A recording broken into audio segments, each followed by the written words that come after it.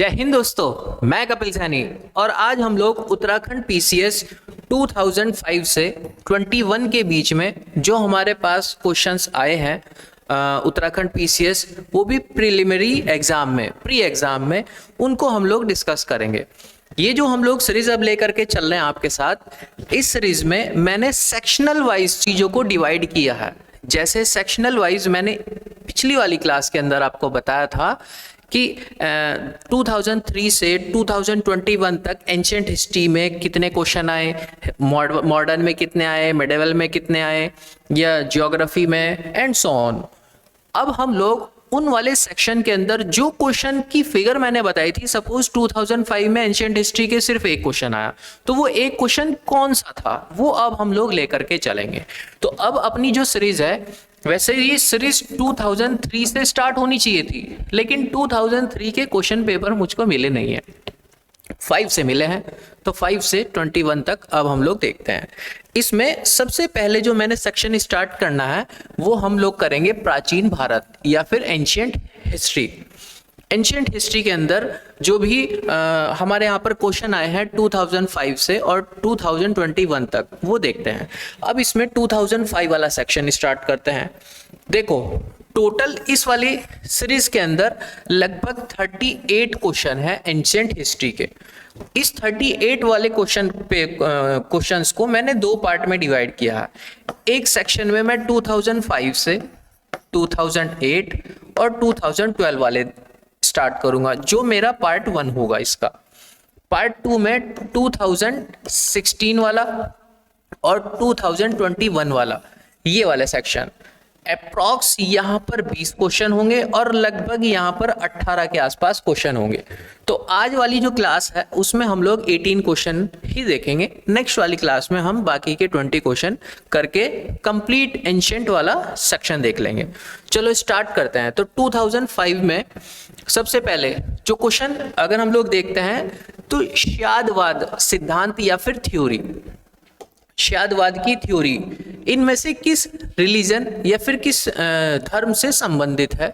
जैसे लोकायत धर्म या फिर लोकायत रिलीजन, या फिर शैव, या फिर जैनिज्म, या फिर वैष्णव धर्म। अब पहले तो ये बात समझ लें हम कि जो शादवाद चीज है, ये चीज क्या है। देखो, शादवाद एक ऐसी थ्योरी है जो किसी पदार्थ या व्यक्ति विशेष के गुणों के बारे में बताती है। अब गुण कैसे? उसके गुण का सेंस यहाँ पर उस ट्रुथ को जानने से है, उस सच्चाई को जानने से है। इस थ्योरी के अकॉर्डिंग सबसे बड़ा जो गुणी व्यक्ति कहलाया जाता है, जिसके पास सबसे ज़्यादा मतलब गुण होते हैं, सबसे ज़्यादा चीज़ों की नॉलेज होती है, वो व्यक्ति कहलाया जाता है जो कैवल्य को प्राप्त कर चुका होता है। मतलब जो उस धारणा, उस लेवल तक पहुंच गया है, जो जिसने जाकर के सब चीज से वो मुक्त हो जाए, वो सबसे बड़ा ज्ञानी है, सबसे बड़ा गुण उसके अंदर है। बाकी जो हम लोग हैं, हमारे पास भी गुण है, लेकिन ट्रुथ को देखने के वो एंगल्स नहीं है जो एंगल उस कैवल्य के पास है, कैवल्य धारण करने वाले व्यक्ति के पास है। ये जो थ्योरी है, ये थ्योरी बोलती है जैनिज्म को। जो जैन धर्म की मान्यता वाले लोग हैं, वो इस शादवाद के सिद्धांत पर कार्य करते हैं। तो इसका जो संबंध है सीधा सीधा वो जैन धर्म से है। ठीक, देखो, हमेशा ध्यान रखना, मोस्टली जो अब 2011 के बाद के क्वेश्चन पेपर सेट होते हैं एंशिएंट हिस्ट्री से, दो सेक्शन बड़े इंपॉर्टेंट है। दो सेक्शन भी कौन से? रिलीजन वाले। वो भी कौन से? Jainism and बौद्धिज्म। जैन धर्म और बौद्ध धर्म, ये बहुत मोस्ट इंपॉर्टेंट है। इनसे अप्रॉक्स जो क्वेश्चन पेपर सेट होते हैं, अगर एंशिएंट हिस्ट्री से क्वेश्चन निकलता है तो लगभग 80% चांस होता है कि इन दो सेक्शन से क्वेश्चन पूछा ही पूछा जाए। तो ये तो बहुत अच्छी तरीके से आप लोगों को करने जरूरी होता है। फिर नेक्स्ट क्वेश्चन 2005 के अंदर ही क्वेश्चन आया, सत्यमेव जयते शब्द किस, ये देखो, ये हिंदी की जो ट्रांसलेशन है इसमें थोड़ा सा डिस्टर्ब रहेगा, लेकिन आप मेरी भावनाओं को समझना। किस उपनिषद से लिए गए हैं, ये ट्रांसलेट होते हुए यहाँ पर गड़बड़ हो जाती है। From which Upanishad is the word सत्यमेव जयते टेकन। तो इसमें 4 उपनिषद है हमारे पास, जैसे मुंडकोपनिषद, कठोपनिषद, ईशोपनिषद, वृहदारण्यक उपनिषद। तो इसका जो करेक्ट आंसर है वो है मुंडका उपनिषद। ये तो सबसे आसान सा क्वेश्चन है, ये तो हम बचपन से ही पढ़ते आ रहे हैं कि किस उपनिषद के अंदर है।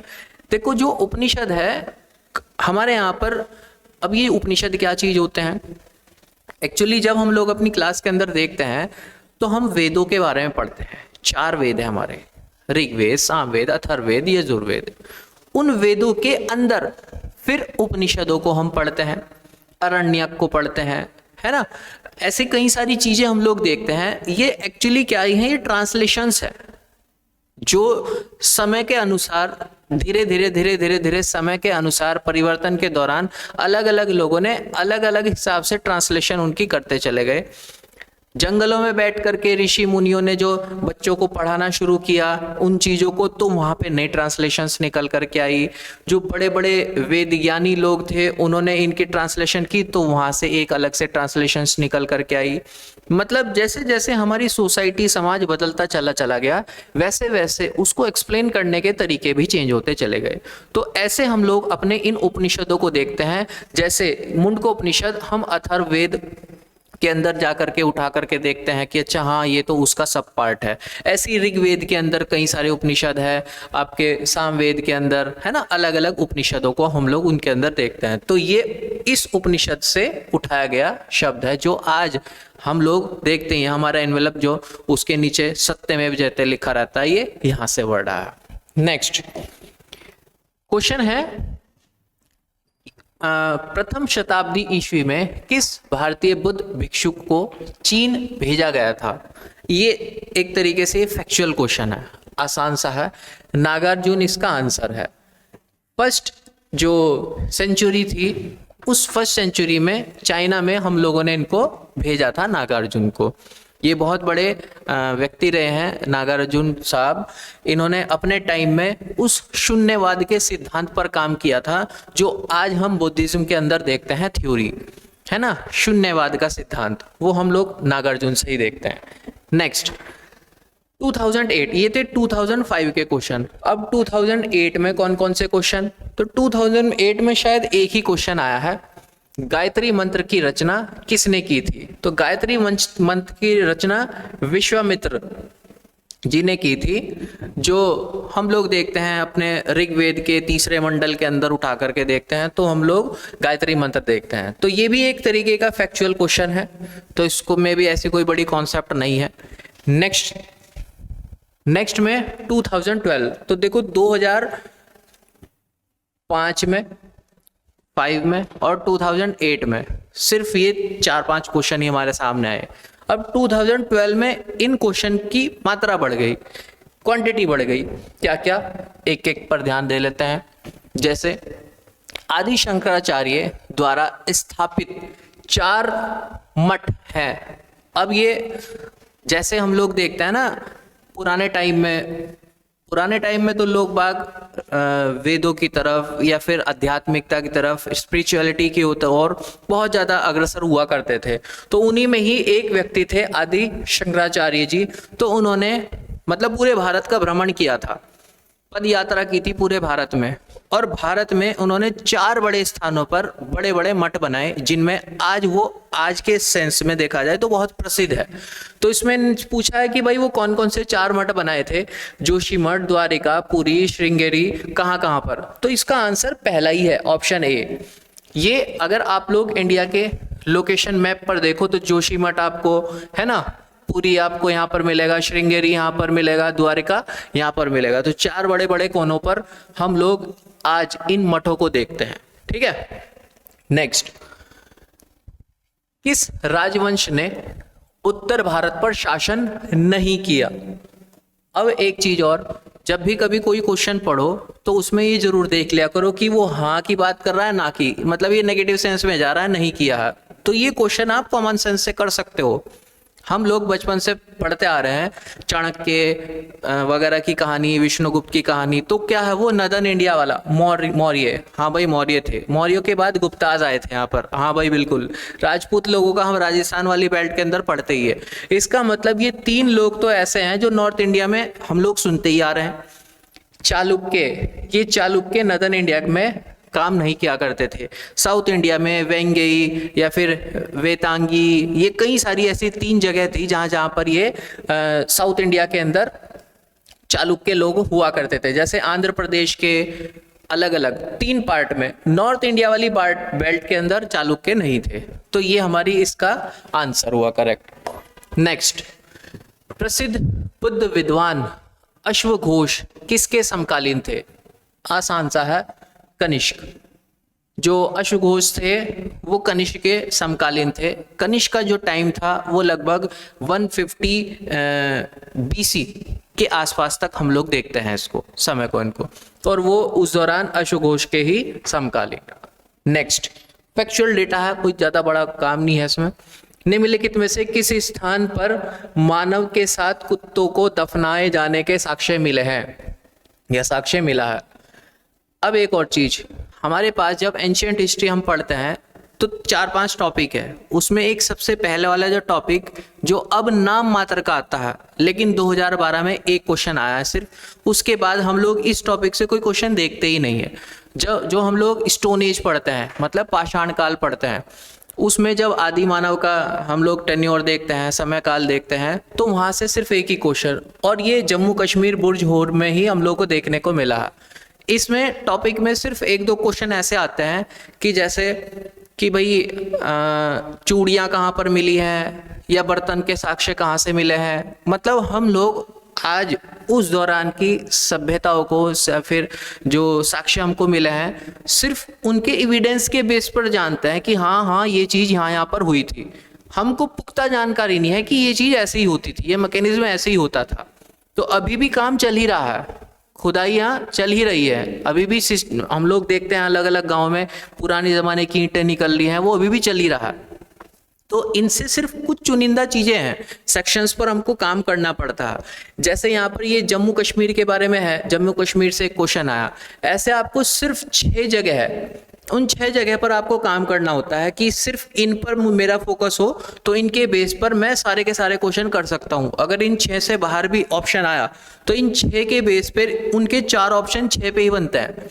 जैसे कोल्डी हवा, चौपानी हम लोग नहीं उसमें रखते हैं 6 के अंदर, और मांडो हम उस 6 के अंदर रखते हैं। तो अगर आपको इनके बारे में पता है, 3 के बारे में, तो ये आपके सामने ऑप्शन बाहर से रख दिया, तो अपनी कॉमन सेंस से आप आंसर लगा सकते हो इस पे भी। तो इन 6 के बेस पर ये पूरे टॉपिक क्लियर होते हैं, उसमें लोथल वगैरह ये कई सारी चीजें हैं। तो हम लोग कभी क्लास के अंदर मिलेंगे तो बात करेंगे।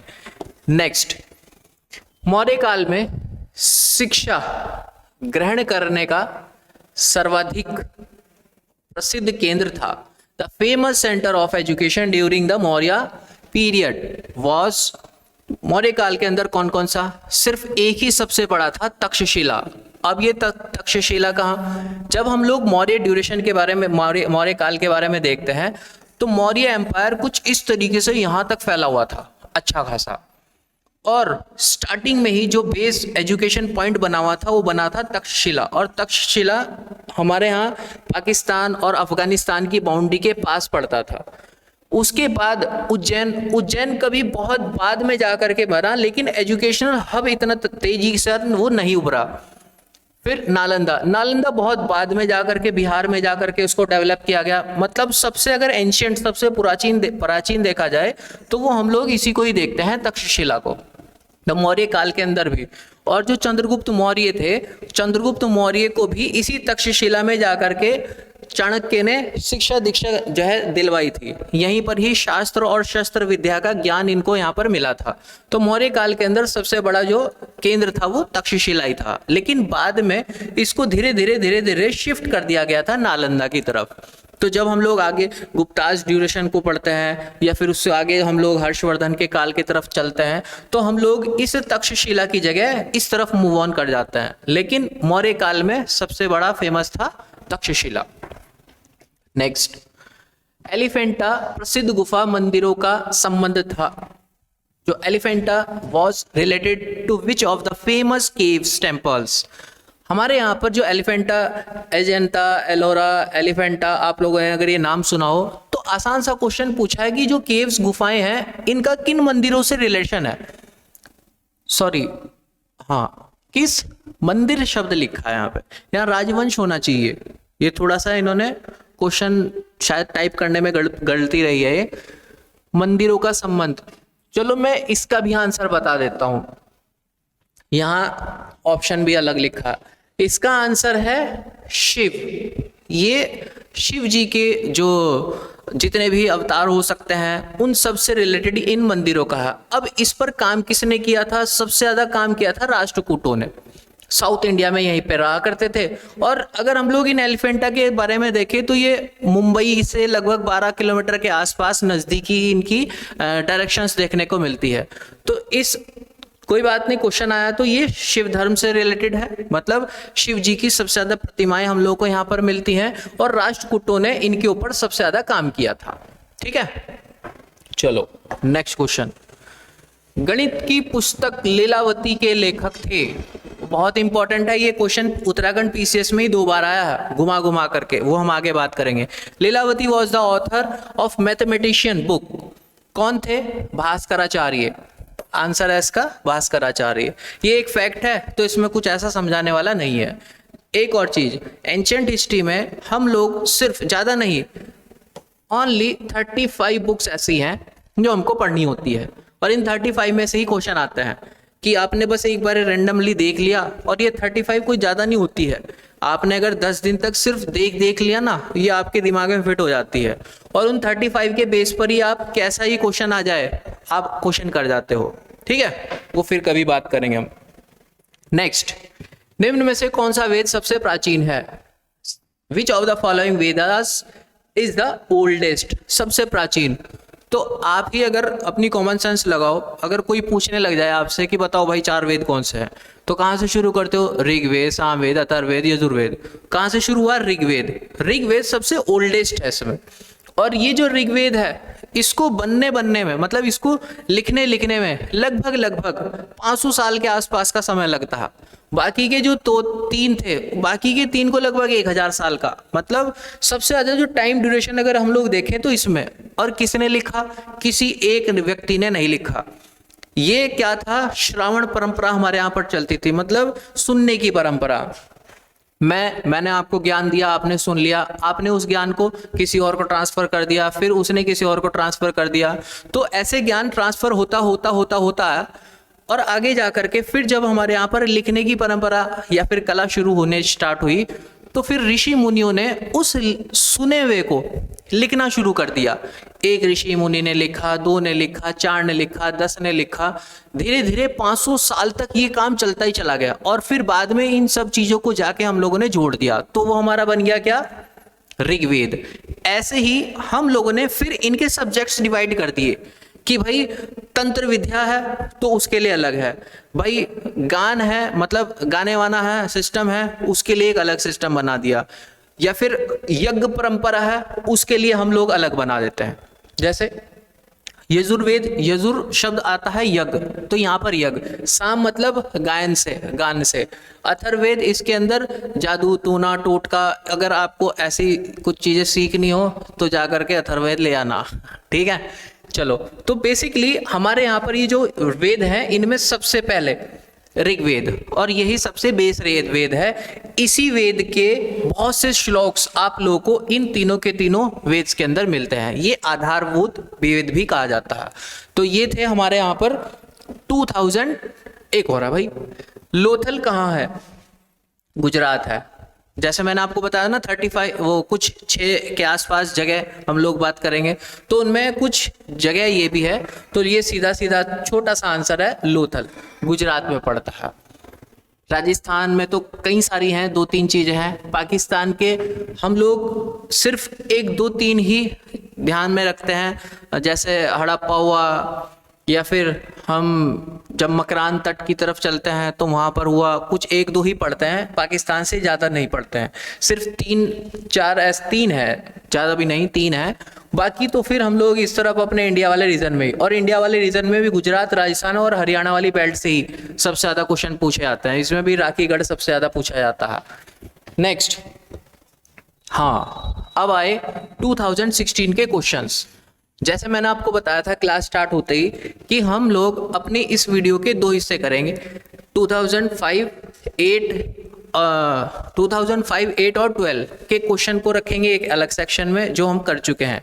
अब हम लोग मिलेंगे आप लोगों से अगली वाली वीडियो में या फिर अगले वाली क्लास में, जिसमें लगभग 20 क्वेश्चन के आसपास, 20 तो नहीं 19 है, लगभग 19 क्वेश्चन के आसपास अगले वाली स्लाइड के अंदर हम लोग डिस्कस करेंगे। और ये थोड़े से अच्छे इंपॉर्टेंट क्वेश्चन है क्योंकि इसके बाद पैटर्न चेंज हुए थे। जैसे मैंने आपको बताया 2011-12 के बाद पैटर्न बहुत से चेंज हुए, तो उसमें 16 और 21 में आपको एक सही मायने में पता चलेगा कि अब 2023-24 का जो पेपर आने वाला है ये, इसमें आपको फोकस कहां पर करना है, किस जगह पर सबसे ज्यादा फोकस करना है। ठीक है, आपका कोई भी डाउट, कोई भी चीज आपको पूछनी हो एग्जाम से रिलेटेड तो आप बेहिचक कमेंट करके पूछ सकते हैं। आपको उसकी जानकारी अगर पॉसिबल हुआ आपके कमेंट में रिप्लाई करके तो दी जाएगी, और अगर ऐसा हुआ कि उसमें टाइम ज़्यादा लगेगा तो उसके ऊपर हम वीडियो बना देंगे। तो मिलते हैं आप लोगों से अगली क्लास में। स्वस्थ रहिएगा।